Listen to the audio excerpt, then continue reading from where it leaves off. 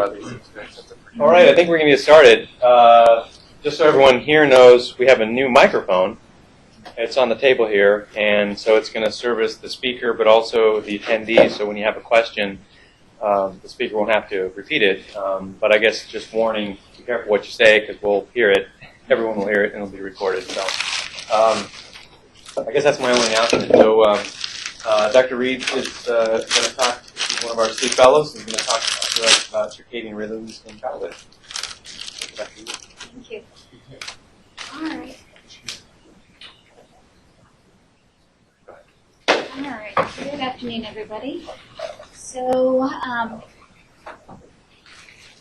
overall, there's going to be a lot of basic science here, a little bit of pediatric-specific stuff, and a little bit of current topics in terms of school start time and how that relates to circadian rhythms. Excuse me. So I'm going to go over an overview of the sleep cycle, talk about what some of the differences are in the sleep architecture by age, talk about what circadian rhythms are, how they're generated, what's the anatomy and physiology, so a lot of good board review stuff here, and differences in circadian rhythms with age, and then finally some of the practical implications. So I think we're all familiar with the sleep cycles, non-REM, stage N1, 2, and 3, which was the previous stage 3 and 4, as well as REM sleep. I won't go into the specifics of those because I think we've been over that. But what's interesting is how these sleep cycles change throughout the lifespan. So normally you cycle through light sleep, slow wave sleep, stage N3, and REM sleep, and repeat that cycle about once every 90 to 110 minutes. However, in the very young, like in infancy, that cycle is much shorter, say about 50 minutes. And thus the frequent wakings every hour or two. And you can see this top graph shows a 1-week-old infant, and they achieve REM sleep very quickly and have multiple cycles compared to a 6-month-old, where we start getting more spread out. Finally, in childhood, closer to the typical adult phase of about 90-minute cycles. And then as we become young adult and then into elderly is much more fragmented and less of the REM sleep or slow wave sleep. So the proportion of the slow wave sleep and REM changes, as I mentioned. So you can see here in childhood that typically they start the night with a very long period of slow wave sleep, and gradually that decreases and the length of REM sleep increases as you get towards morning. As we get older, these periods of REM and slow wave sleep decrease, and there's more time spent in the light sleep. So control of sleep is a very complex topic. There have been models proposed to try to simplify it, and one way of looking at this is the 2-process model of sleep regulation, which describes a process S and a process C. S meaning sleepiness or somnolence accumulation, and process C referring to circadian rhythms, which promote more alertness. So process S, it's described as the homeostatic drive for sleep, or sleep pressure, something that builds throughout the day as you're awake, or throughout the night if you're not sleeping. And it progressively increases brain wakefulness, only to decrease once slow wave stage N3 sleep is achieved. And that decrease in pressure is termed S prime. So this sleep pressure regulates the length and depth of sleep. So if somebody's been awake longer, they're going to have increased pressure, stay asleep longer, and sleep more deeply. There have been different proposed markers for assessing this pressure or this homeostasis. One is slow wave sleep. So the more sleepy you are, the less sleep you've had, the more slow wave sleep you see during a sleep period, as well as sleep latency. So again, the longer you've been awake, the more sleepy you are, the more quickly you fall asleep. There are factors involved that are thought to account for this pressure, called somnogens, and these include adenosine, which is a product produced during as ATP is used, and so you see an increase of that when there's more wakefulness, mental work, heavy exercise, and then also immune-modulated cytokines have a role as well.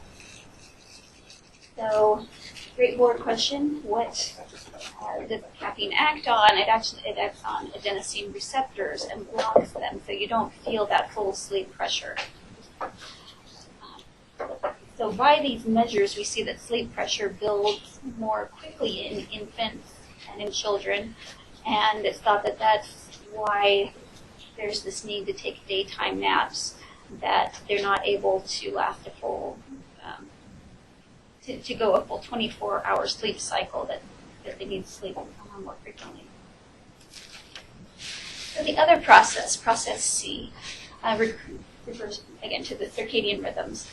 And the master clock that is considered in charge of the sleep-wake cycle circadian rhythms is the suprachiasmatic nucleus. So a nucleus in the hypothalamus that sits above the optic chiasm. And there are other areas, though, throughout the brain that have so-called clock genes that generate rhythms as well. So the daily rhythm of alertness seems to parallel the rhythm of core temperature, and we see these regulatory centers regulate more than just sleep, that they, and I'll get into some of that in a bit. So the circadian rhythm is relatively independent of sleep. So even if you've been awake for a full day, the next day you'll still notice feeling more alert in the late morning and more drowsy in the late afternoon. The typical circadian rhythm sleep cycle is approximately 24 hours, but usually a little bit longer. And so that lets you adjust for seasonal changes. And what helps keep us on track so that we stay with this 24-hour cycle are things called Zeitgebers, which in German literally means time givers. And these are things like sunlight, tell the brain in the morning, it's morning time to start the cycle again, alarm clocks, time to wake up, social cues, and so as these the circadian rhythms, I'll show you a graph in a moment, go in a diurnal cycle where there are two peaks during the day of alertness and two troughs of sleepiness, and those are referred to as sleep gates. So when the sleepiness is at its highest or the alertness is at its lowest, that's when you're more able to fall asleep, whereas the peaks are considered wake maintenance zones, times that it's easier to stay awake. So the circadian rhythms develop rapidly within the first 6 months, and it's thought that this is due partly to biology, the neurodevelopmental maturation of the brain, but also due to social and environmental cues. So here's my favorite representation of this. So you can see process S, that homeostatic drive. The white areas would be the times of wakefulness. You can see this drive increases until finally sleep is achieved, and then that pressure is relieved. Compared to process C, where we can see that there's this diurnal cycle, or bimodal cycle. And so these processes appear to combine approximately additively, so that in the middle here you can see the resulting level of alertness. So in the morning, when we first wake up, while the circadian clock, or the process C, isn't very alerting yet, the process S is quite low. There's not a lot of pressure to stay asleep, and so we're able to wake up. And then throughout the course of the morning, the circadian rhythm, the process C, has more impact than in the late afternoon. I just love that one. I can't get off of it. And there's a dip in the afternoon where we often feel drowsy, and then have a peak again in the evening. So typically the maximal time of drowsiness is around 3 a.m. and again somewhere around 3 p.m., whereas the maximal alertness is sometime in the mid-morning and in the mid-evening. Yep. Yep. It looks like there's not a circadian pattern here, though. It happens to have 4 peaks in a 23, right? I mean, So there would be the peak there and the peak there. but that's in a 12-hour period, right? So I'm just curious to see. so it's not evenly spaced necessarily. But right, so it would peak again here. Sometimes the circadian process, they don't show a dip at 3 o'clock. I see what It's you're shown saying. as leveling off. Right, I mean, if it's truly circadian, it should have two cycles, or like, one week for 24 hours. Yes. So, and usually it just has the peak right at 9 p.m. I see what you're saying. That See that downshift. I mean, I know we use that sometimes to talk about the afternoon need for a nap, but you expect that to slowly go up and then go down. But it would have a 24-hour cycle. right. And so overall, there's the greatest dip at night, Right. and there's just a smaller dip in the afternoon. So overall, it's not completely vulnerable. Well, there is MSLT data to show that afternoon. Yeah, but But that's not usually circadian. attributed to increasing in your process S, and unopposed by the increase in process C at that period of time, rather than a decrease in process C concurrent with it. Yeah, but I guess how would you prove that? I think they have all sorts of paradigms that they graphed out. Yeah.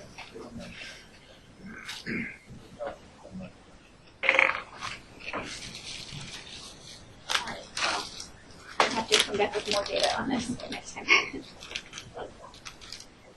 So, I don't think the coffee is full of sunshine. So, the coffee is an anti-process S component, so acting on adenosine, decreasing that sleep drive, whereas sunshine helps to be a Zeitgeber, increasing morning alertness with the process C. So other factors that influence sleep and wakefulness include age, which we've talked about some of these variations, individual variation in amount of sleep needed, and individual variation in the timing of the sleep cycle. And there does appear to be some genetic component. There's individual variation in how well people tolerate inadequate sleep. There's actually a gene HPER3 that polymorphism is associated with more impaired cognition during sleep deprivation. So some people just intrinsically can't tolerate sleep deprivation. Activity level can influence sleep, the type, the length, the complexity of both physical and mental activity. As I mentioned, extreme exercise can increase adenosine. And then other environmental cues like noise, light, temperature, and then physiologic things, feeling full. How many of us after Thanksgiving dinner just want to go take a nap? Or having pain, keeping you awake, hunger. So here comes the anatomy. I was mentioning good stuff for board review. So looking at the physiologic basis of sleep-wake maintenance, there are, we can again look at this as two opposing systems, the alerting or wakefulness promoting system and the sleep promoting systems. And so I'm going to talk about some of the structures and neurotransmitters. So first of all, an overview of the alerting or wakefulness promoting systems. The overall structures involved include the brainstem, the basal forebrain, and the hypothalamus, as well as their impact on the cerebral cortex. There's a plethora of neurotransmitters involved, and these are all mainly primarily acting and activating neurons. So I'm going to talk about a few of these neurotransmitters specifically. So first of all, acetylcholine. So this is produced from the pedunculopontine nucleus, as well as from that picture, but the laterodorsal tegmental nuclei, and as well as the basal forebrain. So from the brainstem, these project to the thalamus, which in turn projects to the cortex, and then from the basal forebrain projects directly to the cortex. And so this is involved in higher firing, of course, during wakefulness, but also during REM, and we'll talk about that more in a bit. And it's involved in behavioral and cortical arousal. Compared to norepinephrine, which I put in blue because it's from the locus ceruleus, which means blue, or cerulean. And this projects directly to the forebrain and on to the rest of the cortex. And so norepinephrine, otherwise known as noradrenaline, this is your adrenergic impulse. This is when you're stressed and it wakes you up. So somebody who's been on call all night and is struggling to keep their eyes open during rounds, and then it's their turn to present, and suddenly they're awake. That's the norepinephrine kicking in. And this is the system where psychostimulants act on increasing norepinephrine, and stimulants also help increase dopamine. And so again, involved in attention, which would be why stimulants, psychostimulants are helpful. Cortical activation, behavioral and emotional arousal. So again, if you're stressed, excited, then it helps to wake you up. And again, it alerts during stress and novel stimuli. And the locus ceruleus neurons themselves have an increased rate of firing during wakefulness. Next, serotonin. And this is produced, you can see it's very close by the locus ceruleus there in the brainstem, so in the raphe nuclei. And this projects also to the cortex, but also down to the spinal cord. And so this promotes not just brain, but also neuromuscular and emotional system arousal. So I don't think I have any other fun pearls on that one. So histamine. This is produced from the hypothalamus in the tuberomammillary nucleus, or TMN, again, projecting to the cortex. And this is a major arousal promoter for wake onset. So when you wake up, this is mainly histamine kicking in. It also promotes memory, feeding behaviors, and there's a role in emotion and addiction-related behaviors. The histamine neuron firing rates, again, are higher during wakefulness. And the drug or pharmacologic correlate here is that antihistamines, of course, block histamine release, blocking motion of wakefulness, and thus can be used as sedatives. So all those kids who are being given Benadryl to fall asleep, this is the system. Next, dopamine. And so dopamine actually comes from a variety of locations. The one that I usually think of in relation to Parkinsonism is substantia nigra, which is the black substance, therefore we're putting this in black. And it's also produced in the ventral tegmental area, and as well as the posterior hypothalamus back here, back there. Technically should be in there, and the brainstem. And so that projects to the striatum. So those are the areas that help control movement, as well as the frontal cortex. So this is involved in behavioral arousal, reward seeking, movement, especially, like I said, Parkinsonism involves dopamine, Huntington's overaction dopamine. Talked about behavioral arousal and reward seeking. So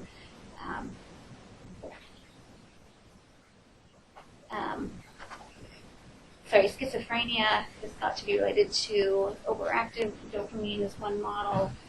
And so this promotes wakefulness during motivation or physical activity, very much involved in the movement and motivation centers. And then hypocretin orexin has a much more complex role here in terms of acting on many different locations. So orexin is produced in the lateral hypothalamus, and it acts on the brainstem, at all of the nuclei we already talked about, the locus coeruleus, the raphe nuclei, the ventral tegmental area, the thalamocortical nucleus, and basal forebrain, as well as the cortex itself. So it gets around, and it promotes brain arousal and as well as emotional arousal, and is linked to other processes, including feeding behaviors, movement, and autonomic functions.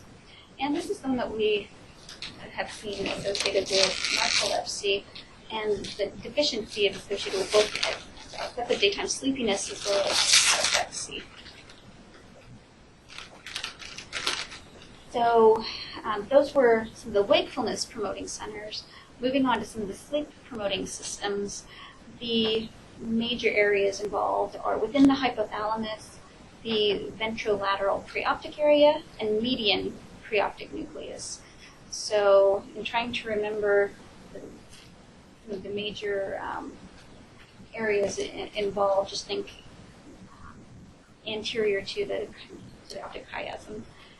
And the major neurotransmitters involved include GABA and galanin. These are both inhibitory neurotransmitters. And then there are other factors, like we mentioned, I mentioned adenosine and cytokines. And this just gives you a little more detail of the hypothalamus organization. So just a single slide here about some of the descending sleep pathways, or the inhibitory the pathways that inhibit wakefulness and promote sleep.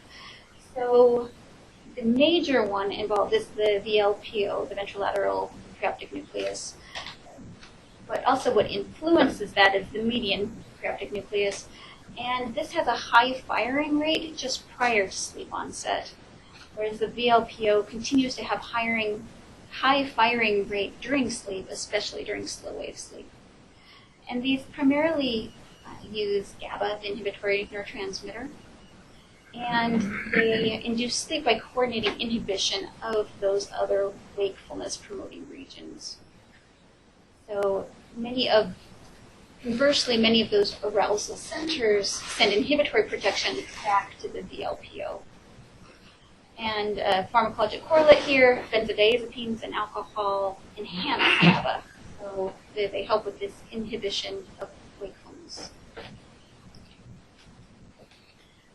The other factors, I mentioned adenosine. So where that actually builds up is in the basal forebrain, and it binds to adenosine receptors back there in the VLPO and the MNPN, as well as orexin and non-orexin cells in the lateral hypothalamus, as well as the cortex. And you can see from breakdown of ATP to ADP, AMP, we get to adenosine, and that builds with amount of or duration of wakefulness, increased neuronal activity, and exercise.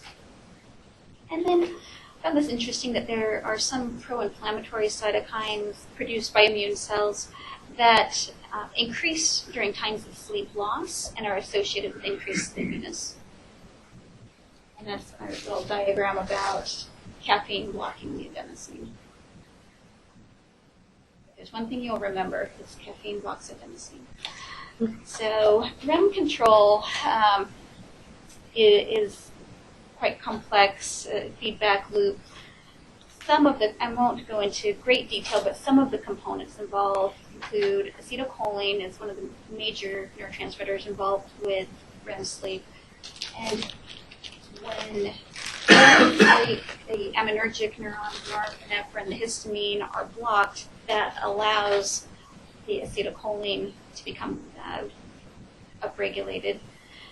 And then also during REM sleep, there's associated muscle atonia, decreased muscle tone related to inhibition or loss of excitation of the motor neurons in the brainstem and spinal cord.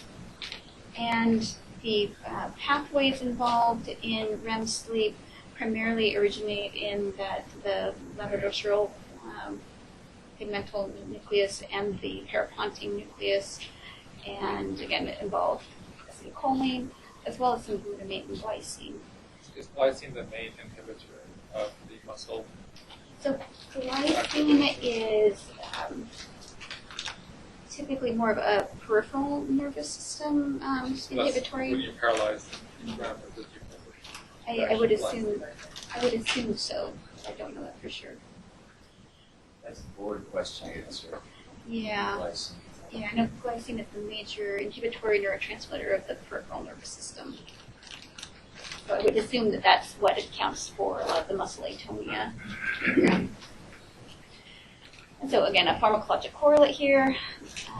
Most of the tricyclics and SSRIs act as REM suppressants because they enhance those aminergic signals. They enhance norepinephrine, serotonin, and that inhibits the REM promoting the cholinergic neurons. So we've got arousal pathway, we've got sleep pathway, they both interact with each other, both have mutually inhibitory systems, and it's a wonder that we ever have wake and asleep. So one of the governing areas then is the suprachiasmatic nucleus, helps to rein in these different systems. It's a tiny little area, that little purple dot. It's within the hypothalamus. There's only about 50,000 brain cells in that dot. And there's light input directly from the retinal ganglion cells of the eyes. So the light signal doesn't have to go all the way to the occipital cortex and back.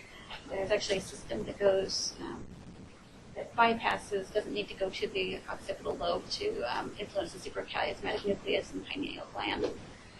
So the presence of light, especially bright sunlight, resets the clock to correspond to the day-night cycle. And this area helps regulate the timing of many other internal functions, not just sleep and wake, but also temperature, different hormone release, blood pressure. It promotes wakefulness by producing alerting signals, projecting to the other centers we just talked about, or by inhibiting those same signals. And this is the area that helps you to maintain sleep throughout the night, even after your sleep drive is dissipated in the second half of the night. Why we don't wake up after 3 a.m. typically. So, as I mentioned, it also modulates other activities, including the sympathetic nervous system and endocrine functions, including melatonin. So melatonin acts back on the suprachiasmatic nucleus melatonin receptors, and it decreases the firing rates within the suprachiasmatic nucleus. And it's thought that that helps to quiet the brain arousal signals. And melatonin also acts to reduce core body temperature, increase peripheral heat loss, which also aid in being able to go to sleep. So some of the implications for these cycles. First of all, we talked about that there are different times of maximal alertness that can have effects on education, which we'll get into. But also, it can affect when people are best able to fall asleep. So, say if this is the arousal curve and somebody tries to go to sleep earlier in the circadian cycle, they're likely to have a longer sleep latency, more difficulty falling asleep until more of the sleep drive builds, and less consolidated sleep, more fragmented, compared to someone who goes to sleep later in the cycle, will have less lower sleep latency, fewer nighttime awakenings, and in the case of children, less resistance to going to bed. And it's sort of related to the concept of night owls and morning larks, that there's this idea that people who feel most alert at night and have a hard time getting up in the morning, that relates to the length of their circadian cycles.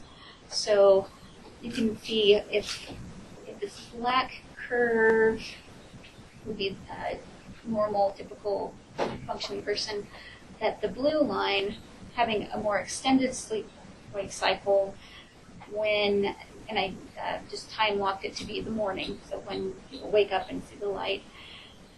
If we look at a typical bedtime, say if it's 10, 11 o'clock, the person with a more prolonged wake cycle is still going to feel very alert and won't feel sleepy for another couple of hours. Then so this is going to be a great time for getting things done, feeling really alert and able to concentrate. Then when it comes time to typically wake up, they're still in the nadir of alertness and have difficulty waking up. Compared to somebody who would be considered a morning lark, often they have shorter circadian cycles. So bedtime comes, they're already on the downslope, they're tired, ready to fall asleep easily. But then in the morning, when it's time to wake up, the alertness is on the upswing. Is it the circadian cycle length, or is it the misalignment of that with your homeostatic drive? Because I would think that the circadian cycle shouldn't really change. So, night owl versus so it, at least from my reading, and if anybody else has read other things, let me know. But it appears that it can be either.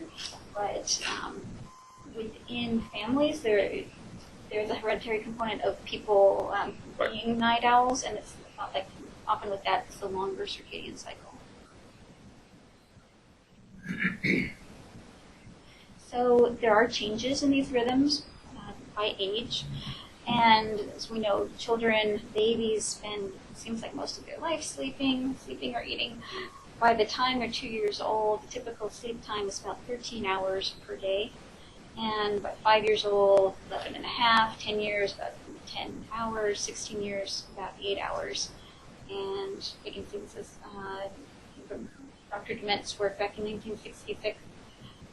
The amount of sleep continues to decrease across a lifetime.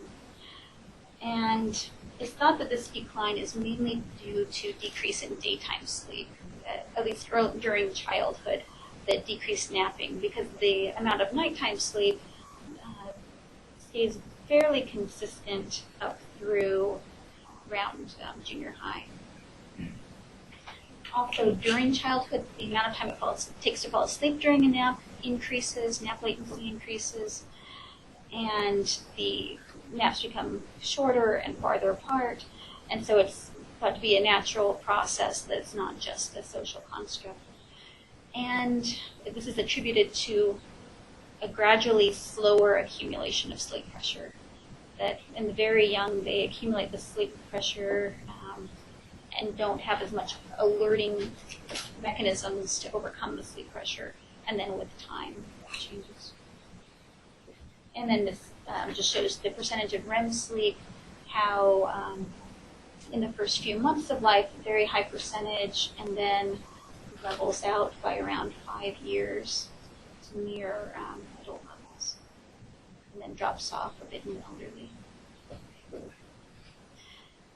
So the circadian rhythms, afternoon sleep tendency, or the amount of sleepiness in the afternoon, has a bit of a U-shaped curve by age that's very high in 2 to 3 year olds, and then decreases by around 4 or 5 years old.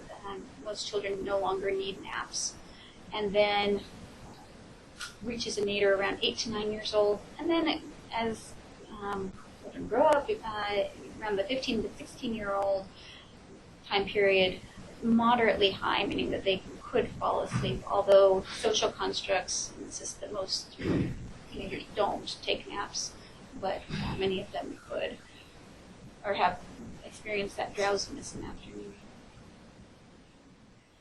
So one way of measuring this circadian rhythm is with dim light melatonin onset.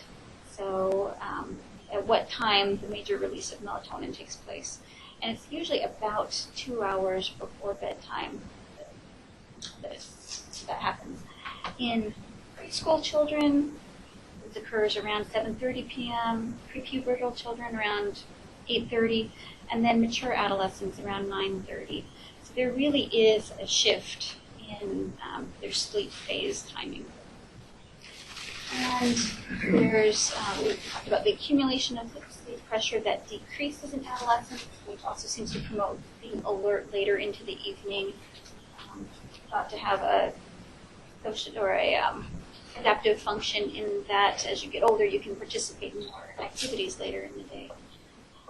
And then, but by contrast, older adults show smaller changes in their cognitive function when their circadian rhythms are misaligned than young adults do.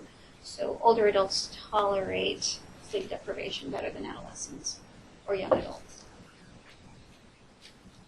So I think it's common knowledge that the teens tend to be tired or don't seem to get enough sleep. And I think a prior view was, well, it's because they're lazy. And you'll still see this on the message boards when people talk about their message boards about having a later school start time, and lots of comments from people saying, oh, they're just lazy if they didn't stay up playing video games or watching TV or hanging out with their friends, and they would get enough sleep. It's bad parenting. And I should say that there is a role for environmental influences and environmental factors like peer culture, talking to friends, family dynamics, academic demands. You hear about kids having more and more homework, pressures to perform in school and get more done at home, employment being in the afternoon, extracurricular activities. But there does appear to also be a biologic component that in cultures around the world, there's been found to be very low variability in the sleep phase among adolescents, suggesting there may be a biologic basis.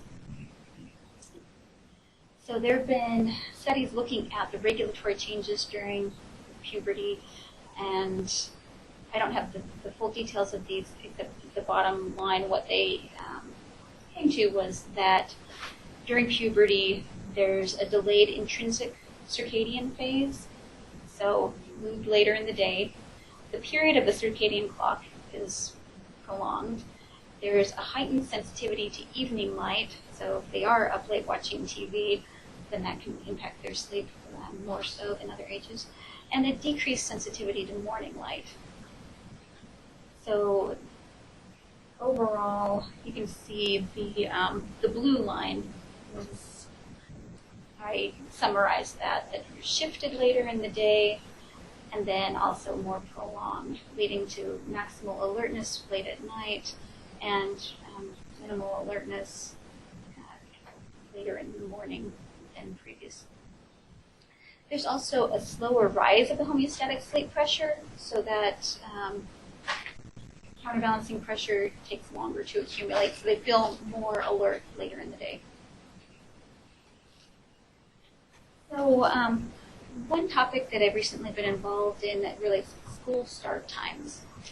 And the research has shown that having later school start times, meaning after 8, 8:30, 9, as opposed to places that start at 7, 7:30, that having a later school start time is associated with more time in bed, with more sleep, with improved mood, with improved attendance rates, and also decreased driving accidents. There's this widespread practice of having elementary school students start later than high school students. But when you look at the biology of it, it doesn't make a whole lot of sense. So I borrowed some information from Nika Chen that she had presented to the school board. And this is looking at elementary school children. So elementary school children biologically wake up earlier than teenagers and go to sleep earlier than teenagers. And it doesn't appear that that's just environmental or social, that when you look at non-school days, look at weekends, there's less of a discrepancy, which supports that it's not just driven by school. So if you look at second graders or 7-year-olds going to sleep around 8:45, waking up around 7, on school days, on weekends, going to bed 9:15, getting up to 7:50, not a big difference. So that suggests that that's close to their innate sleep time. Whereas the 12th graders, you see a much later time with more sleeping in phenomenon on the weekends. So for elementary school students in general, in general with circadian rhythms, we see peak performance in 2 peaks, a few hours after the natural wake time, and then a second burst later in the afternoon. But when you look by age and during the specific hours of school, it appears that first graders have pretty stable performance across the morning hours, and then dip later in the afternoon, whereas adolescents perform lower in the morning than in the late morning or afternoon, suggesting elementary students would do better having more morning time, and adolescents would do better with later morning or afternoon. So a study was then looking at elementary students who had either afternoon start times comparing to early morning start times, and there were some differences. In the morning, there was less variation in how fast they learned, whereas in the afternoon, there were lots of oscillations. But in the afternoon, they were able to learn faster or get things done faster. With the morning, they were more accurate and had increased perceptual sensitivity. So it appears that with the morning, there's a trade-off with being more accurate in the morning versus more speedy in the afternoon. So there's a study looking at earlier elementary school start times in 2 districts. They matched them for socioeconomic status. And in the exposed group, they did the time earlier from their prior start time was 9:10 a.m. and moved it earlier to 7:45. And then the control group stayed at their current time of 8:55 a.m. And overall saw with an earlier start time in that age group that there was no change in the quality or quantity of sleep, and they had the expected degree of improvement in cognitive performance in both groups. Both groups learned and did as well as you'd expect in school. However, the exposed group, the group that started a little earlier, had more improvements in terms of processing and attention with no associated behavioral changes. So this was a little unexpected for me going through this research that elementary school students actually do well being a little on the early side. I'm not talking crazy early, 5 a.m., but 7:45. So were there only 20 students? And that was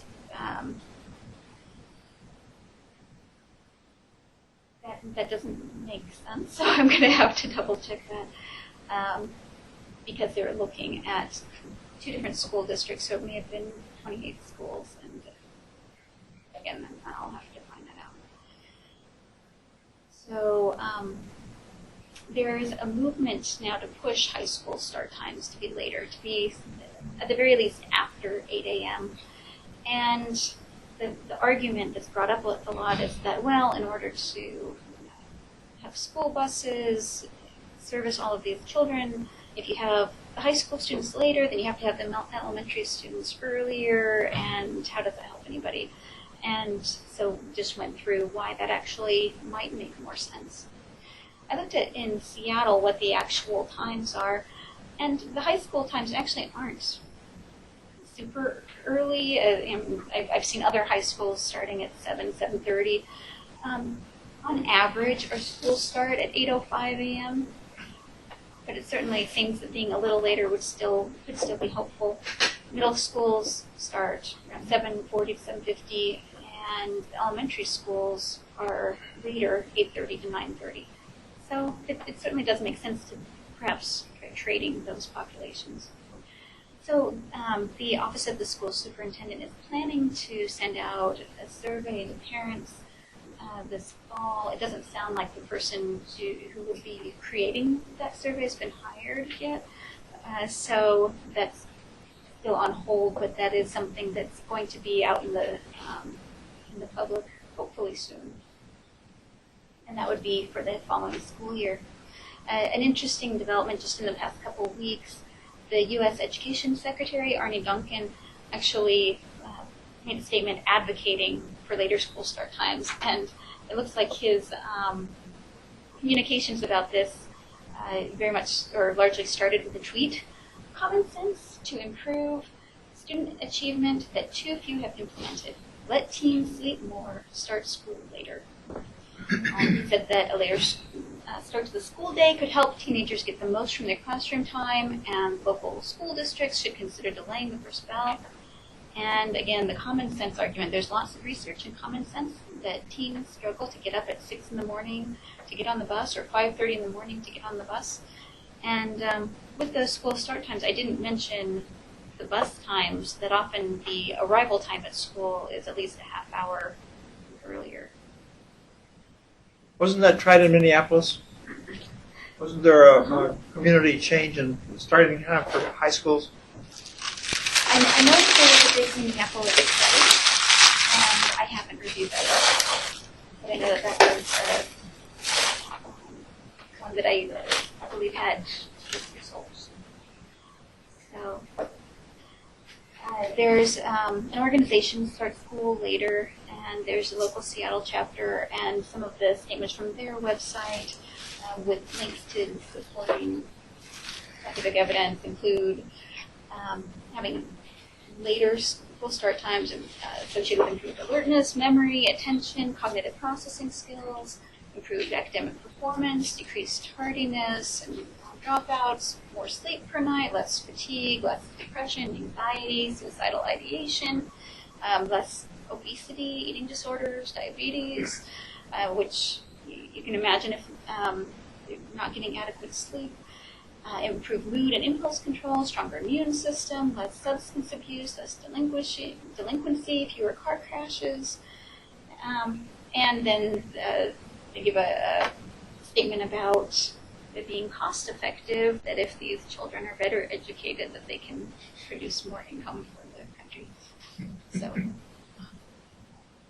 So these are a few of the selected resources. And that's it for now. Thank you.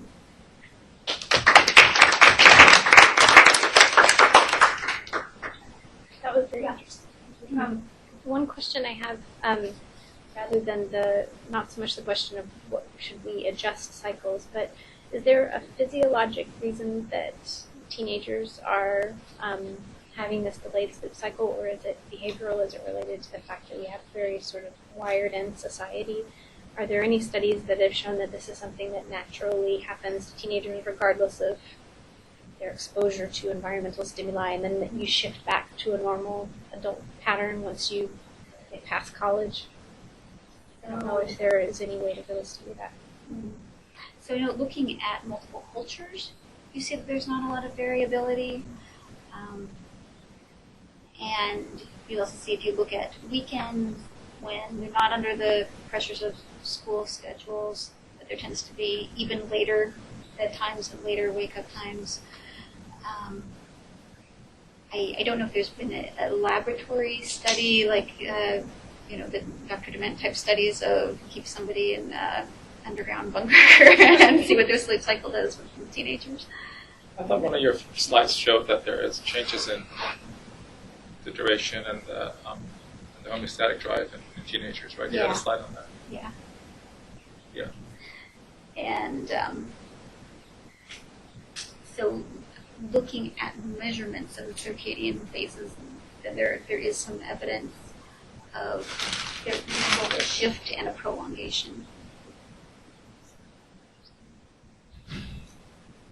I've heard people postulate that that's because in that age group, kind of evolutionarily, there is more likely social interactions that causes reproduction. So pressure. You gotta stay awake It's at been night. proposed, whether or not that's true or not. You think about it in all societies, teenagers would be having children at a younger age.